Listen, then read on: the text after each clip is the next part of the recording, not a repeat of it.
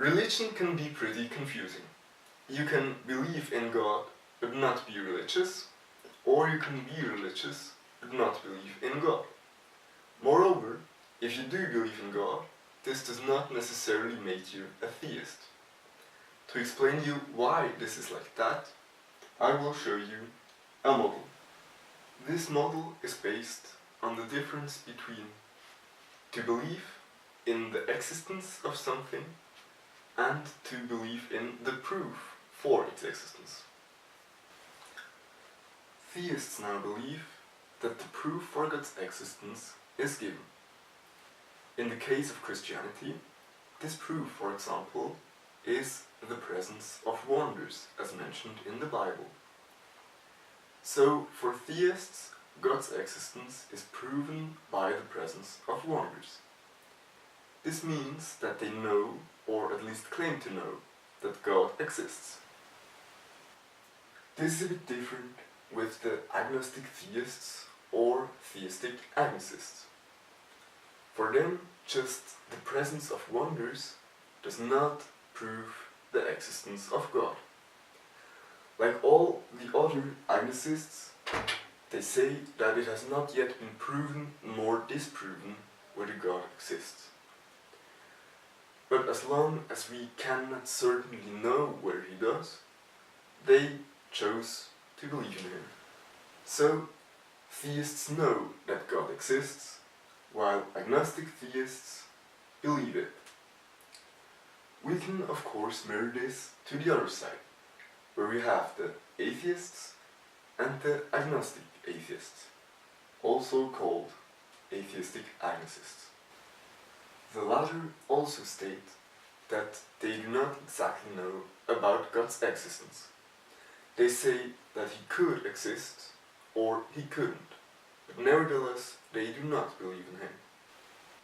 Now, atheists are kind of the same as the theists, just the opposite. They follow the rule that states that anything can be seen as disproven as long as it has not been undoubtedly proven. So they say that they know that God does not exist.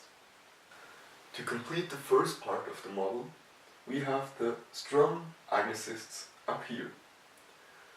Contrary to the other two kinds of agnosists, who say that we do not yet know whether God exists, they say that we will never know, because it is completely unprovable.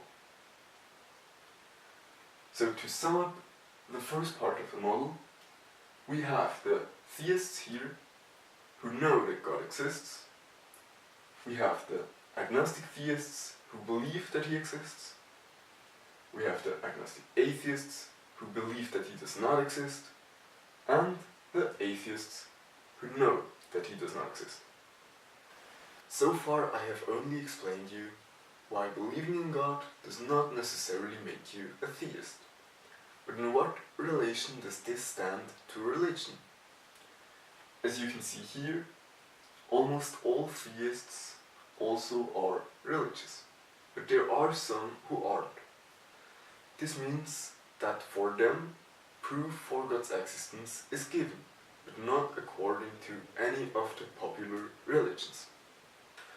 This of course depends on how you define religion and being religious. I define it as following.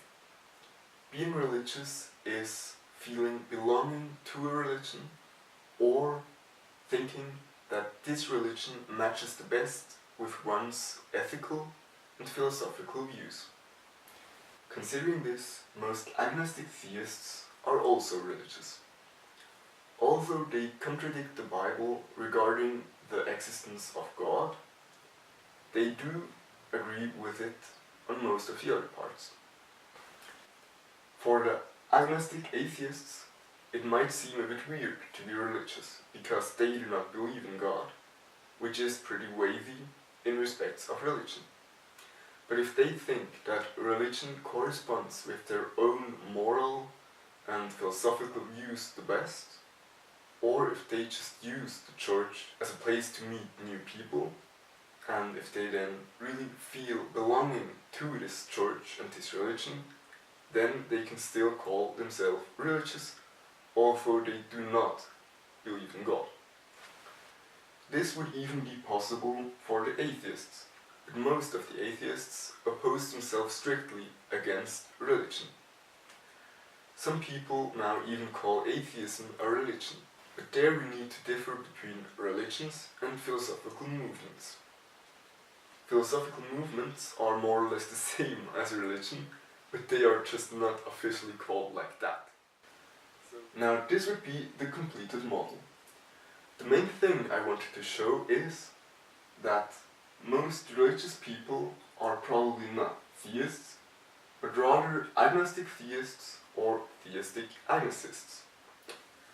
I hope you can find your location within this model, but if you can't, you should not be too worried, because this is the thing about models. They are simplifications. There's an infinite number of different positions within this model, because the borders are actually not as clear as they are drawn on this piece of paper. You can feel belonging a bit more to this group on one occasion and on another more to this group, but change it again. But models can always act as a good overview if you want to get in deeper into a topic. I hope I could offer you this overview and leave you a bit better informed.